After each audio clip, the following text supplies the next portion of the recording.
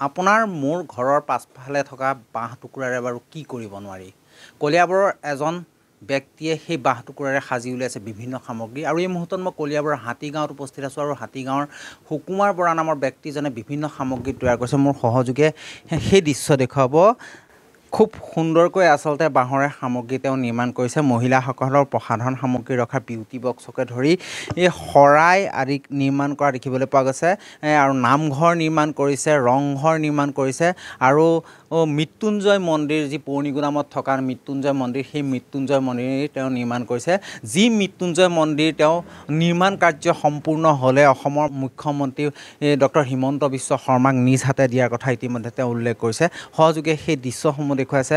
আচলতে পেলনীয়া বাঁহৰে কি কৰিব নোৱাৰে, বিভিন্ন ধৰণৰ সামগ্ৰী নিৰ্মাণ কৰি অহা দেখিবলৈ পোৱা গৈছে। সহযোগে সেই দৃশ্য দেখুৱাই আছে। আচলতে পোষ্ট বক্স নিৰ্মাণ কৰিছে আৰু বিগত কেইবাবছৰ ধৰি এইদৰে তেওঁ বাঁহৰে বিভিন্ন সামগ্ৰী নিৰ্মাণ কৰি তেওঁ সমাদৃত হ'বলৈ সক্ষম হৈছে। মোৰ লগত সুকুমাৰ বৰা ডাঙৰীয়া উপস্থিত আছে। প্ৰথমতে গোটেই কথাখিনি কওক, কেনেদৰে মনলৈ আহিলে? নমস্কাৰ, মোৰ নাম সুকুমাৰ বৰা, মোৰ হাতীগাঁৱত ঘৰ। এই বস্তুটো মই 1980 চনতে মই আৰম্ভ কৰিছিলোঁ। তেতিয়া খৰাহী চৰাহী তেনেকৈ বিচনী খৰাহী এইবিলাক বনাওঁ। কিন্তু এই ছেকেণ্ড লকডাউনটোৰ পৰা মই মুঢ়া বনাবলৈ ল'লোঁ আৰু এই বিউটি বক্স, শৰাই ইত্যাদি মনলৈ যি আহে তাকে মই বনাই আজি এই পৰ্যায়ত পাইছোঁ। আৰু মই এভাগ মৃত্যুঞ্জয় মন্দিৰ বনাইছোঁ। এইটো অসমৰ মুখ্যমন্ত্ৰীক দিম বুলি পেলাই, মোৰ নিজ হাতে দিম বুলি পেলাই মই বনাইছোঁ। নিৰ্মাণ সম্পূৰ্ণ হ'লে দিব? নিৰ্মাণ সম্পূৰ্ণ হ'লে মই তেখেতক দিম। আৰু তেখেতক মই যোগাযোগ কেনেকৈ কৰিব লাগে কি এইটো মই নাজানো।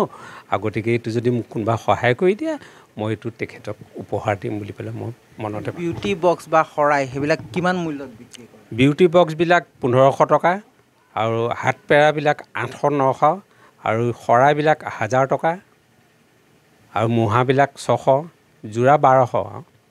খেতিৰ লগতে আপুনি এই ধৰণৰ কামত বিগত কেইবাবছৰ ধৰি ব্যস্ত হৈ আছে, নিশ্চয়কৈ স্বাৱলম্বী হ'ব পাৰিছে?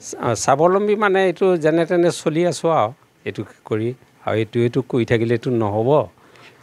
যদি অকণমান যদি আৰু ইয়াতকৈ যদি অলপ উন্নত মানৰ যদি তেনেকুৱা যন্ত্ৰ পাতি পালে হয়তো ইয়াতকৈ বেছি বনাব পাৰিম বুলি পেলাই মোৰ আশা আছে। কি কি ব্যৱহাৰ কৰে বনাওঁতে মই এখন কটাৰী, এখন কৰত, সেইটোৱে। তাৰ বাদে চৰকাৰী কিবা নাই, চৰকাৰী কোনো সা সুবিধা মই এতিয়ালৈকে পোৱা নাই। আৰু মই DIC-টো মই এপ্লাই কৰিছিলোঁ, DIC মেনেজাৰে নিদিলে। লোন এটা মই এপ্লাই কৰিছিলোঁ। এনেধৰণে আচলতে আজৰি সময় উলিয়াই বস্তুসমূহ আপুনি বিক্ৰী কৰি আহিছে? তেনেকৈ ঘৰৰ পৰাই বিক্ৰী হয় আৰু প্ৰদৰ্শনী নিলে প্ৰদৰ্শনীটো বিক্ৰী হৈছে। ক'ত প্ৰদৰ্শনী ভাগ লৈছে? প্ৰদৰ্শনী হাতীচুং কুজিনাহঁত মোৰ জন্ম জেগা।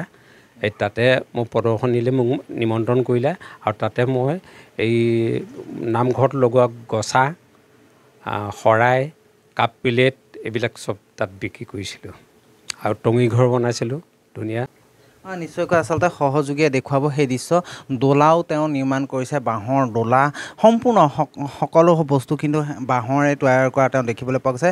পোষ্ট বক্স নিৰ্মাণ কৰিছে, গছা নিৰ্মাণ কৰিছে আৰু আটাইতকৈ উল্লেখনীয় কথা হৈছে কি, মহামৃত্যুঞ্জয় মন্দিৰ তেওঁ নিৰ্মাণ কৰিছে। যি মন্দিৰটোৰ নিৰ্মাণ কাৰ্য সম্পূৰ্ণ হ'লে তেওঁ অসমৰ মুখ্যমন্ত্ৰী ডক্টৰ হিমন্ত বিশ্ব শৰ্মাক নিজ হাতে দিব। কিন্তু এটা কথা উল্লেখ কৰিব লাগিব, এইজন ব্যক্তিয়ে কিন্তু বৰ্তমানেও কোনো ধৰণৰ চৰকাৰী সা সুবিধা লাভ কৰিবলৈ সক্ষম হোৱা নাই। যদি চৰকাৰী সা সুবিধা লাভ কৰে তেতিয়া আগুৱাই যোৱাৰ ক্ষেত্ৰত কিছু সকাহ হ'ব, কিয়নো একমাত্ৰ এখন কটাৰী আৰু কৰতৰ জৰিয়তে এই সামগ্ৰীসমূহ ব্যক্তিজনে নিৰ্মাণ কৰি অহা দেখিবলৈ পোৱা গৈছে। আৰু সেয়ে তেওঁ ইতিমধ্যে উল্লেখ কৰিছে যে যদি কোনোবাই তেওঁক সহায় কৰে তেনেহ'লে তেওঁ আগুৱাই যোৱাৰ ক্ষেত্ৰত কিছু সহায় হোৱা। আৰু কলিয়াবৰৰ এইজন সুকুমাৰ বৰাৰ বাঁহৰে নিৰ্মাণ কৰা বস্তু কিন্তু এতিয়া কলিয়াবৰৰ বিভিন্ন প্ৰান্তৰ লগতে অসমৰ বিভিন্ন প্ৰান্তত সমাদৃত হোৱা দেখিবলৈ পোৱা গৈছে।